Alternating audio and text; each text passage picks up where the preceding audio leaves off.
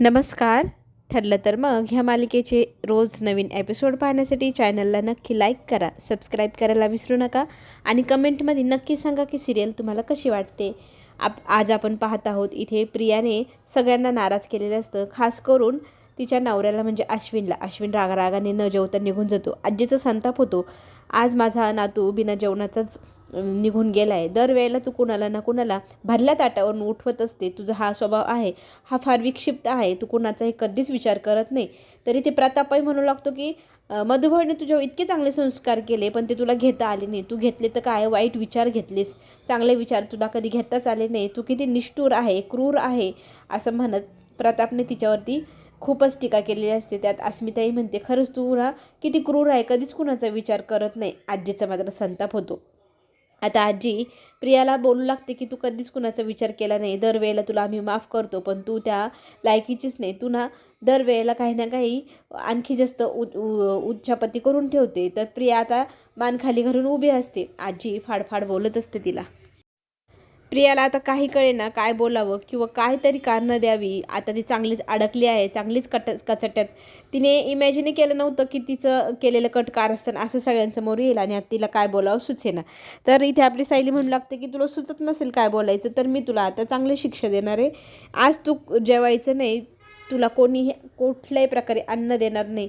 तू आज उपाशी राहायचं. दरवेळेला तू दुसऱ्यांना उपाशी पाडते ना, काही ना काही कारण करून सगळ्यांना नाराज करते. आज तू उपाशी राहायचं. तरी ते प्रिया लगेच बोलू लागते की तुझा हा कुठला कायदा, मी नाही ऐकणार तुझं. दरवेळेला तू तुझे नियमच लागू करत असते माझ्यावरती. तरी त्या लगेचच कल्पना बाजू घेत सायलीची म्हणू लागते की प्रियाला, तू न दरवेळेला सगळ्यांना उपाशी पाडते, तेव्हा आम्हाला कसं वाटत असेल. आज तू उपाशी राहून पाहायचं. आज तू अन्नाला एका कणालाही शिवायचं नाही, अजिबात नाही. तरी इथे आजी पण तिच्यावर जोरात रागवते. आत्ता तुझे जे काही कायदे कानून असतील ते तुझ्याजवळ ठेवायचे. इथून पुढे हे घर माझं आहे आणि माझेच कायदे कानून चालणार. मी जर तुला सांगितले तू जेवायचं नाही तर नाही, आणि जोपर्यंत सगळेजण किचनमध्ये आहे तोपर्यंत तू यायचंही नाही. असे स्ट्रिक्ट वॉर्निंग आता तिला दिलेली असते. आणि आता प्रिया विचार करते की ह्या सगळ्यांसोबत जास्त वाद घालण्यात काहीच अर्थ नाही. जोपर्यंत अश्विन तिच्याबरोबर होता तोपर्यंत तिला सगळ्यांशी वाद घालता येत होतं, पण आता अश्विन जर तिच्या विरोधात गेला तर तिला इथून घरातून निघून जायला लावलं तर ती कुठे जाईल. आपली तर हालच होऊन जाईल ह्या भीतीपोटी. मग ती कोणालाही उलटून न बोलता मान खाली घालून तिथून निघून गेलेली असते. हार मानलेली असते तिने सगळ्यांसमोर आणि माफीही मागण्याचा प्रयत्न तिने केलेला असतो. आता इथे रात्र झाली, सगळेजण आपापल्या खोलीत झोपायला गेले आणि नेहमीप्रमाणे साईच्या आणि आपल्या अर्जुनच्या गप्पा चालू असतात. अर्जुन त्याच्या कामामध्ये व्यस्त असतो. सायली बडबड चालू असते की ही प्रिया कधीच सुधारणार नाही. तिला किती काही करा पण तिचा काही जो स्वभाव आहे हे कडपणा तो काही सोडत नाही, असं सगळं काही ती बोलत असते. आणि फक्त अर्जुन ह करत तिच्या हो म्हणत असतो. आणि तिच्या गप्पा इतक्या सुंदर रंगलेल्या असतानाच इथे आता अर्जुन तिच्या जवळ जातो. अगं, आपण आता बेडरूममध्ये आहोत तर आपल्याला थोडा एकमेकांना वेळ द्यायला हवा की नाही. तू दरवेळेला घरच्यांचीच विचारत असते आणि ऑफिसमध्ये गेलो की आपल्यामध्ये कबाब में हड्डी आपलं चैतन्य असतो. आपल्या दोघांना कधीच चांगला वेळ भेटत नाही. आज जर संधी मिळाली आहे तर आपण एकमेकांशी छान प्रकारे निवांत गप्पा मारत बसूया, असं म्हणत तिथेच छान रात्र त्यांची होते. इकडे मात्र आपल्या नागराजला काही केला झोप येईना आणि आता बाहेर चक्कर मारायला तो निघालेला असतो. प्रतिमा त्याला विचारू लागते, एवढ्या रात्री सुमनला एकटे टाकून तुम्ही कुठे चाललात. तर तो म्हणतो, मी कुठे चाललेलो नाही, फक्त बाहेर शतपावली करून येतो, असं म्हणत तो बाहेर जातो. तिथे रविराज येतो आणि सुमनच्या काळजीपोटी ते म्हणू लागतात की मला ना सुमनची काळजी वाटू लागली आहे. तिची मानसिक संतुलन ना जरा जास्तच ढासळलेलं दिसते. आपण डॉक्टर श्रद्धा यांना हे सगळं सांगूया, दाखवूया, तिची ट्रीटमेंट सुरू करूया. मला नाही वाटत आपण एवढं बसून राहिलो तर तिचं काही होईल की नाही. ते दोघंजणं बिचारे सुमनच्या विचाराने मन त्यांचं हलकं होऊ लागलेलं असतं. दुःख वाटतं त्यांना की सुमनची अशी अवस्था झाली. ते दोघंजणं तिला डॉक्टरकडे उद्या घेऊन जाऊया म्हणून एकमेकांशी बोलतात. तर डॉक्टरांशी बोलायला रविराज लगेच कॉल करतो त्यांना. इकडे नागराजला तर विचार पडला आहे की असं काय झालं होतं की ज्या ठिकाणी लोकेशन ऑन झालं आणि त्यामुळे पोलीस तिथे पोचले. याचा अर्थ तिचा फोन बंद होता पण माझं लोकेशन चालू होतं फोनचं. म्हणजे पोलीस आता माझाही पाठलाग करताय माझ्या न कळतपणे. हे मात्र 100% हां. आता ह्या अर्जुन आणि सायलीला चांगला धडा शिकवायला हवा, पण त्याच्यासाठी त्याला मदत हवी आहे प्रियाची. तो प्रियाला कॉल करू लागतो. प्रियाला जेवण न करण्याची शिक्षा दिलेली असते. ती जेवलेली नसते. तिला उपाशीपोटी झोप काय लागे ना, चुळबुळ चुळबुळ चालू असते. तितक्यात नागराज काकांचा फोन येतो. रिंग जोरात वाजते. पटकन मोबाईल घेते, सायलेंट करते. बाजूला वळून पाहते तर अश्विन गाढ झोपेमध्ये असतो आणि तो झोपलेला आहे हे पाहिल्यानंतर दबक्या पावलांनी ही हळूहळू निघालेली असते आणि बाहेर हॉलमध्ये गेलेली असते. प्रिया हॉलमध्ये येते, फोन उचलते. नागराज तिच्यावर संतापलेला असतो. तिकडे काय चालू आहे हे मला तू सांग. तर ती म्हणते, मी तुमची आयडिया वापरली आणि माझ्याच गळ्यात ते सगळं उलटलं. मी सायलीला अडकवण्याचा प्रयत्न करत होते, पण मीच सगळ्यांसमोर अडकली आणि सगळेजण आता माझ्याच वरती उलटलेले आहे. माझाच डाव माझ्यावर उलटला. इथून पुढे मी तुमचं कुठलंही काम करणार नाही. नागराज तिच्यावर चिडतो. काय म्हणालीस? तर ती म्हणते, म्हणजे मग तो म्हणू लागतो, तुला काय वाटतंय, तू माझ्या याच्यातनं सुटणार आहेस? तुला मी इतक्या सहजासहजी सोडणार नाही. मी जर अडकलो तर तुलाही घेऊन अडकेल. आत्ताच्या आत्ता मला भेटायचं. ती म्हणते, उद्या मला वेळ जसा मिळेल तसं मी तुम्हाला भेटायला येते आणि फोन कट करते. इकडे मात्र हॉलमध्ये कोणी नाही, किचनमध्ये कोणी नाही. ह्या गोष्टीची संधी साधून लगेचच प्रिया फ्रीज उघडून काहीतरी खाण्यासाठीच गेलेली असते. पण झालं वेगळंच. पाठीमागून आली आहे कल्पनाने तिला पाहिलं आणि विचारते की तू काय करते? तर ती सांगू लागते, नाही काय नाही, थंड पाण्याची बॉटल घ्यायला आले मी. बरं, जर काही खाल्लं तर बघ, अशी कल्पनाने तिला तंबीज दिलेली असते. तर ती म्हणते, नाही मी काही खाणार नाही आहे आणि लगेचच फ्रीज बंद करून बाजूला पाण्याची बॉटल घेऊन निघालेली असते रूममध्ये जायला.